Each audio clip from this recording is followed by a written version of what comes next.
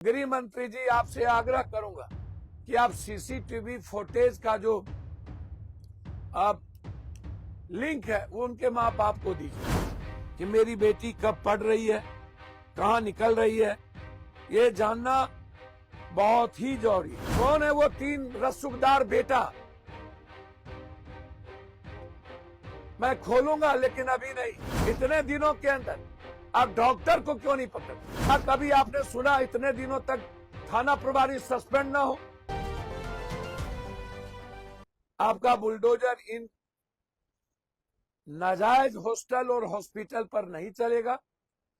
ये जो जितने बगैर रजिस्ट्रेशन के बगैर मानक के हॉस्टल है, क्या आप इसको बंद नहीं करेंगे? मैं हॉस्टल मालिक से आग्रह करूंगा, आप लाइसेंस ले लें। हम कहां आपका विरोधी, आप करिए, लेकिन अपनी बेटी और बहनों के लिए आप सीसीटीवी फुटेज लगाइए। और उस सीसीटीवी फुटेज को मैं माननीय गृह मंत्री जी आपसे आग्रह करूंगा कि आप सीसीटीवी फुटेज का जो आप लिंक है वो उनके माँ बाप को दीजिए, ताकि अपने बेटी के बारे में वो हमेशा जाने। उनको जानकारी का हर कीमत पर नॉलेज में रहना चाहिए कि मेरी बेटी कब पढ़ रही है, कहाँ निकल रही है, ये जानना बहुत ही जरूरी है। यदि आप नहीं जानना चाहते हैं, ये कैसे होगा? हम बार बार आपसे कहते हैं, कई बार आप चंपा विश्वास के याद करिए, आईएएस की पत्नी का शोषण आप याद करिए। कई ऐसी नाबालिग लड़कियों के साथ कितने लोग गिरफ्तार हुए थे। याद करिए पूर्व मंत्री वैशाली, उसकी कहानी को आप याद कीजिए। इस तरह दर्जनों दर्जन नेताओं की कुकर्म के बारे में मैंने आपसे कई बार कहा। बच्ची पढ़ने के डर के कारण गलत संगत में पड़ता है, और वो हमारी बच्ची किसी कीमत पर गलत नहीं है, लेकिन बाद में उन्हें प्रेम के ढांचे में लाकर उनसे गलत करवाया जाता है।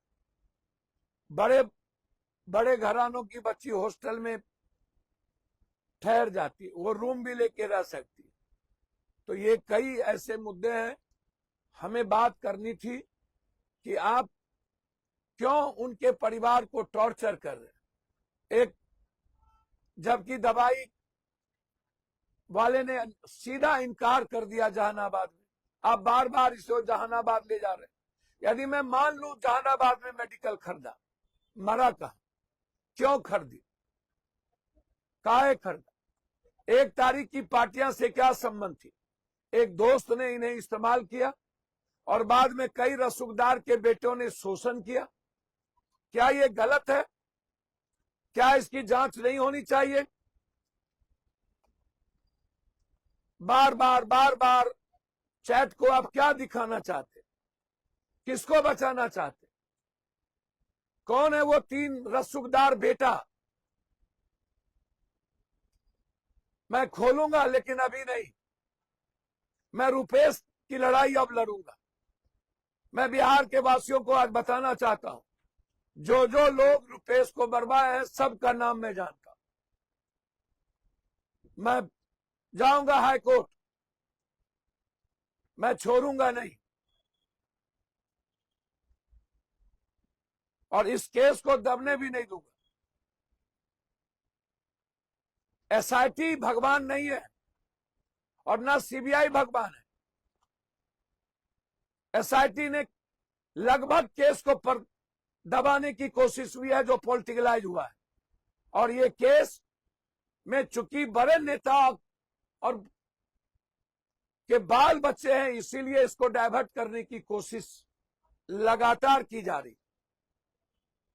लगातार इतने दिनों के अंदर आप डॉक्टर को क्यों नहीं पकड़? आप अस्पताल, क्या कभी आपने सुना इतने दिनों तक थाना प्रभारी सस्पेंड ना हो, डिस्चार्ज ना हो? एएसपी साहब, आपका भविष्य बहुत लंबा है, आप अच्छा कर सकते हैं। क्या कारण है, किन कारणों से आप चुप हैं? कौन है ये विधायक जो डरा हुआ है?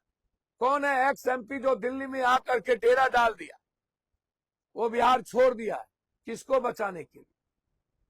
कौन कौन लोग इसमें इन्वॉल्व? मैं इसीलिए आपसे ये बात कहना चाहता हूं, हाथ जोड़कर,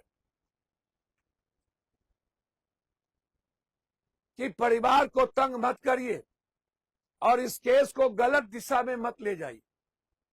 कभी आप कहते हैं सीसीटीवी फुटेज खत्म कर दिया दुकानदारों ने, बारे बार उस दुकानदार को क्या पता था कि ये घटना घट जाएगी? कभी आप कहते हैं 90 पत्ता खरीद लिया, कभी आप कहते हैं 6 पत्ता कर लिया। ये दो तरह के प्लांट क्यों करते हैं?